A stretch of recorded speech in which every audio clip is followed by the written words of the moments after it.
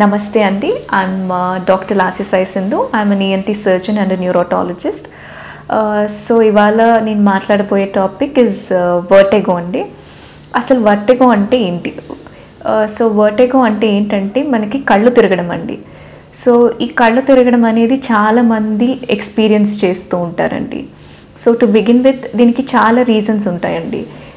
మామూలుగా మనకి బీపీ ఎక్కువ అయినప్పుడు, లేకపోతే షుగర్ ఫ్లక్చుయేట్ అయినప్పుడు, లేకపోతే బ్లడ్లో హీమోగ్లోబిన్ తక్కువ అయినప్పుడు, హార్మోనల్ ఇంబ్యాలెన్స్ లైక్ ఇప్పుడు ఒకవేళ హైపోథైరాయిడ్, ఇలాంటి సిచ్యువేషన్స్ అన్నిట్లో కూడా డెఫినెట్లీ చాలామందికి కళ్ళు తిరుగుతాయండి. కాకపోతే ఒక ఇంపార్టెంట్ థింగ్ ఏంటంటే కళ్ళు తిరగడం అనేది ఒక సైన్ అండి మన బాడీ తరఫున. యాజ్ సచ్ వర్టిగో అంటే డిసీజ్ కాదండి. వర్టిగో అనేది మనకి ఏది డిసీజ్ కాదు, అదొక సైన్. అంటే ఇప్పుడు మన బాడీలో ఇన్ఫెక్షన్ వచ్చినప్పుడు మనకి జ్వరం ఎలా వస్తుంది, సేమ్ వే మన బాడీలో బ్యాలెన్స్కి సంబంధించినది ఏదైనా ప్రాబ్లం ఉన్నా, లేకపోతే బ్రెయిన్లో ఏమైనా ప్రాబ్లం ఉన్నా కానీ మనకి కళ్ళు తిరుగుతుంది. సో అదొక సైన్ అనమాట. అండ్ దీన్ని ఇగ్నోర్ మటుకు ఎట్టి పరిస్థితుల్లో మనం చేయకూడదండి. ఇది మనకి ఎందుకు ఇంపార్టెంట్ అంటే వర్టిగో అనేది చాలామందికి 80% వాళ్ళకైతే పెరిఫెరల్ బ్యాలెన్స్ డిసార్డర్ లాగా వస్తుందండి. అంటే మన చెవు లోపల ఒక బ్యాలెన్సింగ్ యంత్రం ఉంటుందండి, దాని ఒక వెస్టిబులర్ సిస్టమ్ అని అంటాం అన్నమాట. దాంట్లో వేరియస్ రీజన్స్ వల్ల ప్రాబ్లమ్స్ వచ్చినప్పుడు మనకి ఇలా కళ్ళు తిరగడం అనేది అబ్జర్వ్ చేస్తాం.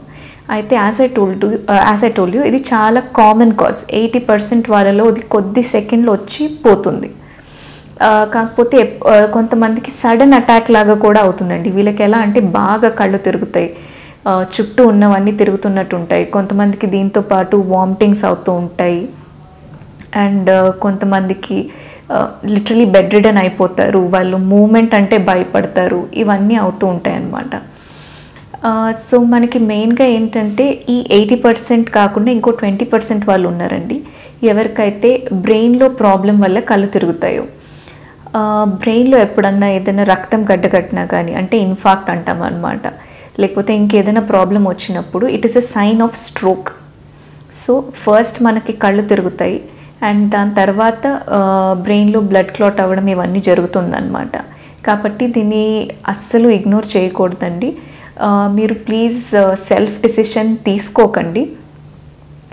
కరెక్ట్ డాక్టర్ని కన్సల్ట్ చేస్తే మీకు డెఫినెట్లీ ఇమీడియట్ రిజల్ట్ ఉంటుంది.